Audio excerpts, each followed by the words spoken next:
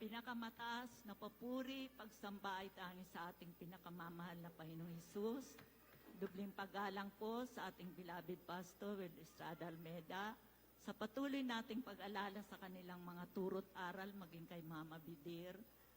Binabati ko rin po ang Almeda family, sa mga preachers, sa mga workers, sa lahat po ng ginagamit sa banal na basan ng ating mahal na Panginoong Hesus at sa mga baguhan, kapatiran. Magandang hapon po sa ating lahat. 1989 po nang ako ay matanggap sa Camp Rami bilang isang pulisuman.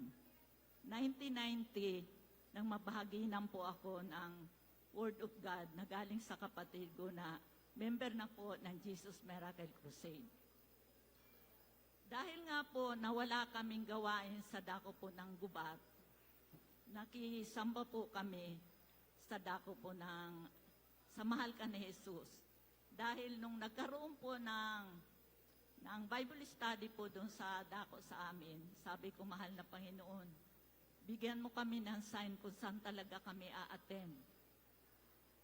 Nagkaroon naman po ng sign na yung anak ko na panganay, bigla po siyang naglupasay sa lupa. Nang may masmasam po, sabi niya, nakakita daw po siya ng isang malaking tao na nakadamit puti. Sabi ko, siguro ito na ang sign. Kaya nakisamba po kami sa mahal ka ni Jesus. Doon po sa mahal ka ni Jesus, Trinitarian po sila. Kaya lang, napapansin namin na ang nangangasiwa doon, pagkatapos po ng gawain, lalabas na po yun at naninigarilyo. Sabi, yung kapatid ko po, si Brother Eddie, yung po ang nagdala ng Word of God sa dako po ng gubat. Bumalik po siya sa dako po ng Maynila, nakipag-coordinate, at yun nga po, sabi, maghiwalay kami doon. Ang ginawa po namin, nagkaroon po kami ng gawain sa bahay lang po namin. Kami lang po, minsan ako ang sa giving, siya ang sa preaching.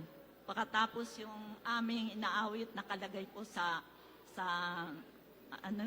Manila paper para matuto kaming umawit, kahit hindi naman kami gaanong marunong umawit. Kalaunan po, nagbabahay-bahay na kami, nagpupunta kami sa kapatiran na nahayuan namin. Kahit sa puno lang po ng kahoy, doon po kami nagagawain.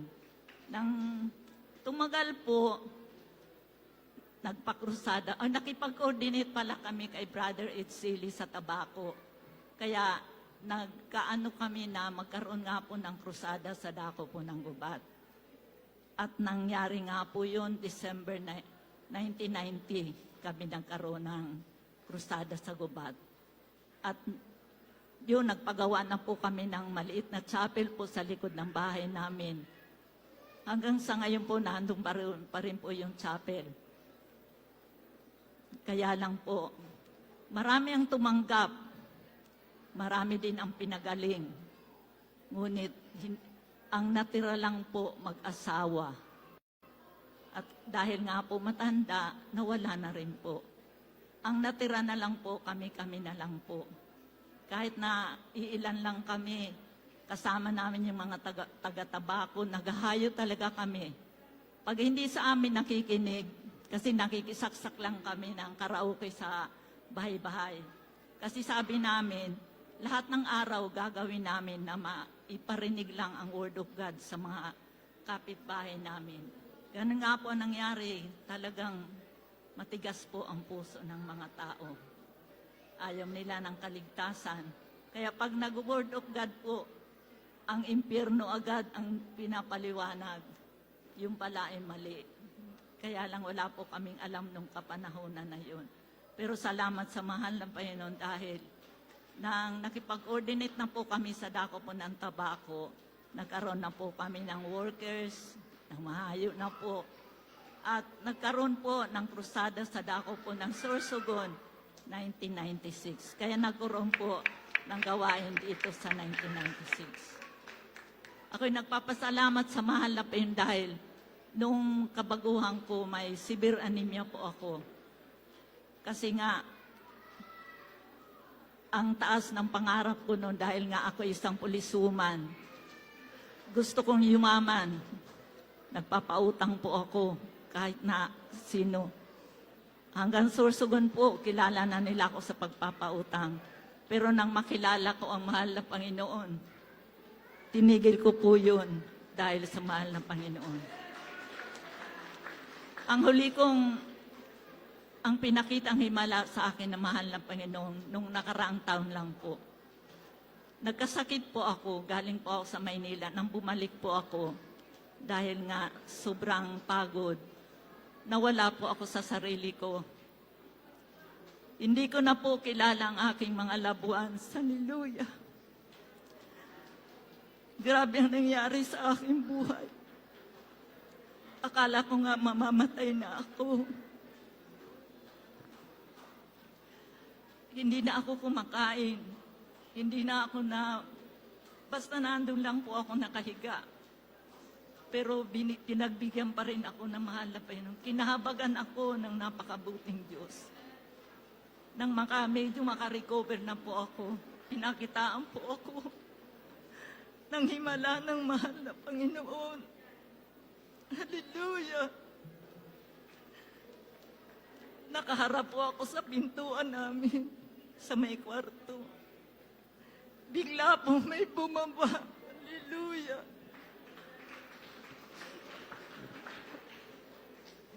May bumaba po na scroll na napakalaki.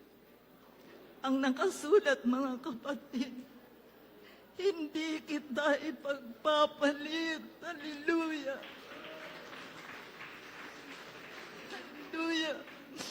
Nang mabasa ko yun, bigla pong nawala. Sabi ko, ano kaya ibig sabihin ng mahal na Panginoon? Hindi kita ipagpapalit.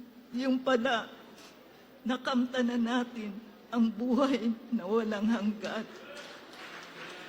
Magpatuloy lang tayo, mga kapatid. Nag-retired po ako 2011. Sa Krami po ako na-assign sa Police Security and Protection Group. Dahil nawala po ako sa mahal na Panginoon, dahil nga naging Sunday Christian po kami doon.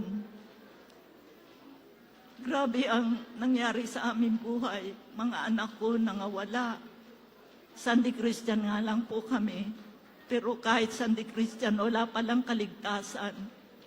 Kaya nagpapasalamat ako sa mahal na Panginoon dahil ibinalik niya kami muli sa banal na gawain ng mahal na Panginoon.